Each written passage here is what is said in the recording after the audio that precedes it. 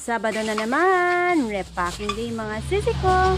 Sinasamantala ko talaga ang araw ng Sabado para i-prepack yung aking mga ibang paninda.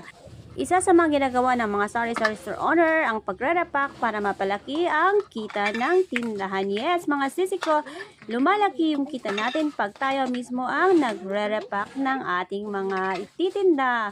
So for today's video, ire-repack natin tong aking tuyo. 1 kilo to mga sisi ko, ire-repack natin siya by 1/8. Bentahan natin ng ating 1/8 na tuyo mga sisi ko is 30 pesos. Perfect ang tuyo ngayong ulan ng panahon. Perfect ka partner ng itlog. So magrepack tayo ng mga tuyo.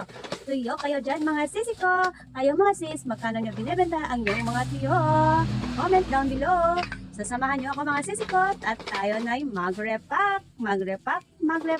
Sa pagre-repack, lumalaki yung ating kita. Kaya sa mga sari-sari store owner dyan, nakagaya ko, tayo na't mag-repack at huwag tayong tanarin para lumaki yung kita natin or tubo natin. So yun lang for today.